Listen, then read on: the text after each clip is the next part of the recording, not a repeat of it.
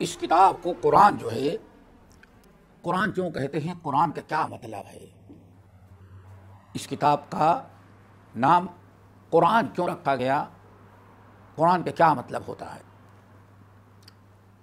تو دیکھیے، اگر آپ قرآن مجید کا مطالعہ کریں گے تو قرآن پاک کے مختلف نام اللہ تعالیٰ نے دیا ہے، جن میں 3 نام بڑے ہی مشہور ہیں۔ نمبر 1 کتاب، نمبر 2 فرقان، نمبر 3 قرآن۔ یہ 3 نام بہت ہی زیادہ مشہور ہیں۔ کتاب تو اس لیے کتاب اندر سمجھتے ہیں کہ لکھی ہوئی کتاب ہے، کتاب اللہ بولتے ہیں۔ قرآن دوسرا نام ہے، بہت ہی مشہور نام ہے، اسی سے ساری دنیا جانتی ہے اس کو۔ قرآن اس کو کیوں کہا جاتا ہے، اس کی 2 وجہ بتائی گئی ہے، 2 وجہ۔ نمبر 1، یہ قرآن قراء سے نکلا ہوا ہے، قراء، جس کے ایک معنی آتے ہیں پڑھنے کے۔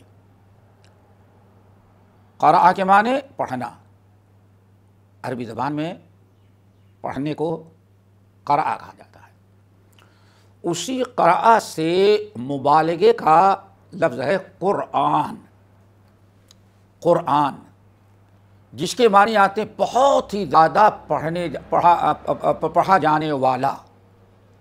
سمجھے پہلے، قراء کے معنی پڑھنا، اسی قراء سے قرآن مبالغے کا صیغہ، مبالغے کے یعنی خوب بڑھا چڑھا کر کے، کہتے ہیں اردو مبالغہ آمیزی، کہتے ہیں مبالغہ رہی، مبالغہ یعنی بہت ہی زیادہ۔ تو اب قرآن کا ترجمہ ہوگا بہت زیادہ پڑھا جانے والا۔ تو اب دنیا جانتے ہیں، دنیا میں قرآن سے زیادہ نہ تو اس سے پہلے کوئی کتاب پڑھی گئی تھی، نہ آج پڑھی جاتی ہے۔ آپ اندازہ لگائیں، قرآن سے زیادہ کوئی کتاب پڑھی نہیں گئی ہے۔ لاؤڈ اسپیکر، بڑا سے بڑا اجتماع، بڑی مسجد، 5 وقت کی نماز میں برابر قرآن پڑھا جاتا ہے۔ مسلمان 1 رکعت بھی نماز اگر پڑھے جس میں قرآن نہ پڑھے تو اس کی نماز نہیں ہوتی۔ صرف نماز کو دیکھ لیں کہ کس طرح سے قرآن پڑھا جاتا ہے۔ اللہ اکبر! کیا دنیا میں آج بہت سارے مذاہب ہیں، ہر ایک مذہب کا کوئی نہ کوئی مذہبی، ہر مذہب کی مذہبی کتاب ہوتی ہے۔ کیا یہ کتاب، دنیا کی اور کتاب کوئی ایسی پڑھی جا رہی ہے؟ ایک تو آپ دیکھیں، نماز کو لے لیں۔ نمبر 2، آپ مدارس کو دیکھ لیں۔ دنیا میں کہاں جہاں بھی مسلمان ہوں گے، چاہے بڑا مدرسہ نہ قائم کر سکے لیکن قرآن پڑھنے کا مدرسہ ضرور قائم کرتے ہیں، اور اس سے زیادہ مدارس کسی کے نہیں ہوتے۔ گھروں میں دیکھیں پڑھا جانے والا، نماز، مدرسے، اور ویسے بھی عام طور پر تلاوت کرنے والوں کو ذرا دیکھیں۔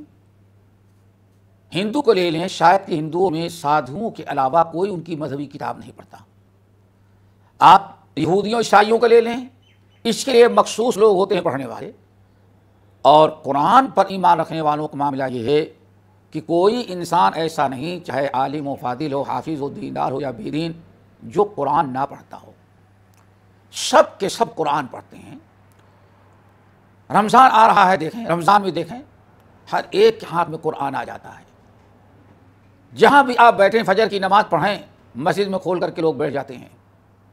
عورتوں کو ذرا دیکھیں، کام کاج کر رہی، فرصت پاتی فوراً قرآن لے کر کے بیٹھ جاتے ہیں۔ تو دوستو، اس کے علاوہ بھی بہت سارے وجوہات ہیں، آپ دیکھ لیں۔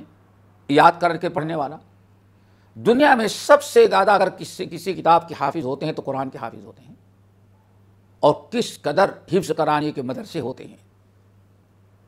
تو قرآن کو اس لیے قرآن کہا گیا کہ قرآن کے معنی آتے ہیں سب سے زیادہ پڑھا جانے والا، اور قرآن سے زیادہ کوئی اور کتاب نہ پڑھی جاتی ہے، نہ اس کی تلاوت کی جاتی ہے۔ نمبر 2، قراء کا ایک معنی آتا ہے جمع کرنا۔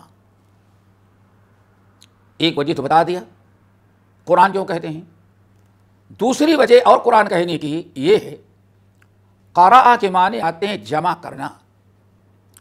عرب میں کہتے ہیں قرأت الحوض، ہم نے حوض کو پانی سے بھر دیا۔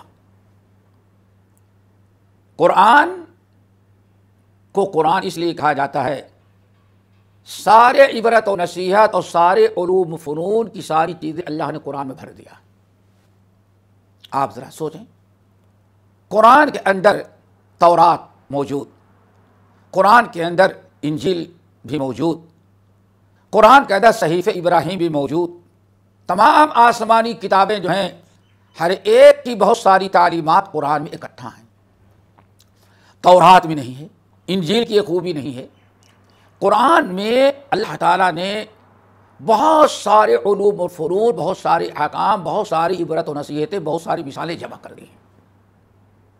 ان ھذا لفی الصحف الاولی صحف ابراہیم و موسیٰ، اللہ نے فرمایا یہ جو بات بتائی جا رہی ہے یہی باتیں پہلی آسمانی کتابوں میں بھی ہیں۔ ابراہیم کو جو کتاب ملی اس میں بھی یہی ہے، موسیٰ کو جو کتاب ملی اس میں بھی یہی ہے، دیکھا آپ نے۔ تو اس لیے قرآن کو قرآن کہا جاتا ہے۔ یہ دو وجہ ہیں قرآن کو قرآن کہنے کی۔ ایک سوال اور قرآن کے متعلق ہے، وہ بھی بڑا ضروری ہے، ہر مسلمان کو جاننا چاہیے، خاص طور سے اس فتنے کے دور میں۔ بلکہ یہاں قرآن کا ایک تیسرا نام اور ہے، وہ بھی بتائیں، فرقان۔